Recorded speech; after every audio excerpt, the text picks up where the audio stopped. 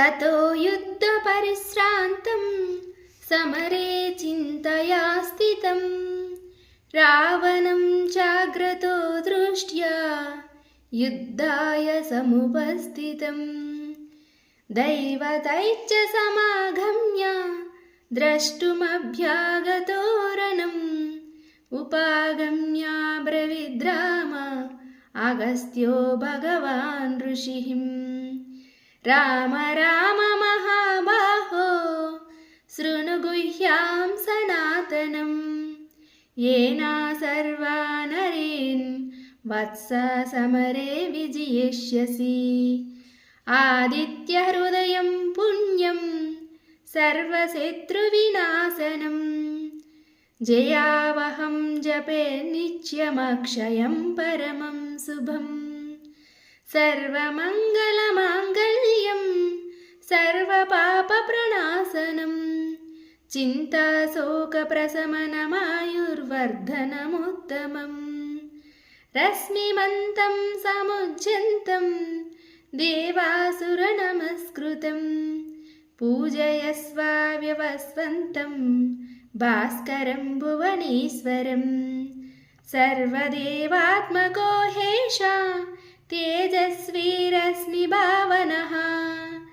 एषा देवासुरगणान् लोकान् पाति गभस्तिभिः एष ब्रह्मा च विष्णुश्च शिवस्कन्दः प्रजापतिः महेन्द्रो धनदः कालो यमः सोमो ह्यपाम्पति पितरो वसवः साध्याहेस्विनो मरुतो मनुः वायुर्वह्निं प्रजाः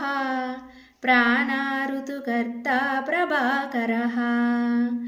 आदित्यः सविता सूर्यः खगः पूषा गभस्तिमान् सुवर्णसदृशो भानुः स्वर्णरेता दिवाकरः हरितस्वसहस्राक्षी सप्तसप्तिर्मरीचिमान् तिमिरोन्मथनस्यम्बुस्वष्टा मार्ताण्ड अंशुमान् हिरण्यगर्भः शिशिरस्तपनो भास्करो रविः अग्निगर्भोदितिः पुत्रः शङ्खशिशिरनाशनः व्योमनादस्तमो भेदी ऋग्यजुस्सामपारगः घनवृष्टिरपामित्रो विन्ध्यवीधिप्लवङ्गमः आतपी मण्डली मृत्युः पिङ्गलः सर्वतापनः रविर्विश्वो महातेजा रक्तसर्वभवोद्भवः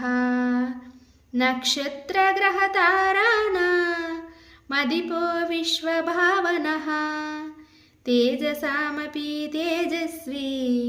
द्वादशात्मन्नमोऽस्तु ते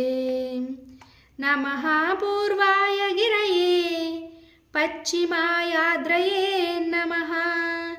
ज्योतिर्गणानां पतये दिनाधिपतये नमः जयाय जयभद्राय हर्यस्वाय नमो नमः नमो नमः सहस्रांशो आदित्याय नमो नमः नमः उग्राय वीराय सारंगाय नमो नमः नमः पद्मप्रबोधाय मार्ताण्डाय नमो नमः ब्रह्मेशाय च्युतेशाय सूर्यायादित्यवर्चसे भास्वते सर्वभक्षाय रौद्राय वपुषे नमः तमोघ्नाय हिमघ्नाय शत्रुघ्नायामितात्मने कृतघ्नघ्नाय देवाय ज्योतिषां पतये नमः तप्तचामीकराभाय वह्नये विश्वकर्मणे नमस्तमोभिनिघ्नाय रवये लोकसाक्षिणे नाशयत्येष वै भूतं तदैव सृजति प्रभुः पायत्येष तपत्येष वर्षत्येष गभस्तिभिः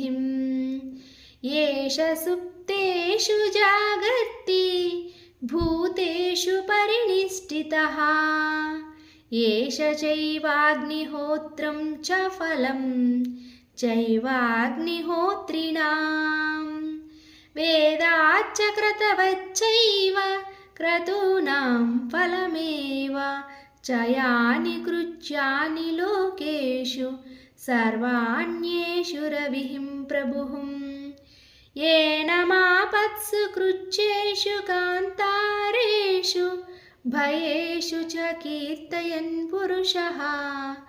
कच्चिन्नावसीदति राघव पूजयस्वैनमेकाग्रो देवदेवं जगत्पतिं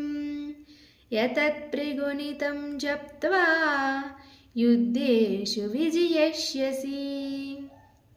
अस्मिन् क्षणे महाबाहो रावणं त्वं वदिष्यसि यवमुक्त्वा तदागस्त्यो जगाम च यदागतम् यतच्छ्रुत्वा महातेजा नष्टशोको भवत्तदा धारयामास सुप्रीतो राघवः प्रयतात्मवान् आदित्यं प्रेक्ष्य जप्त्वा तु परं हर्षमवाप्नुवान् त्रिराचम्य शुचिर्भूत्वा धनुरादाय वीर्यवान् रावणं प्रेक्ष्य हृष्टात्मा युद्धाय समुपागमत् सर्वयत्नेन महता वदे तस्य द्रुतो भवत्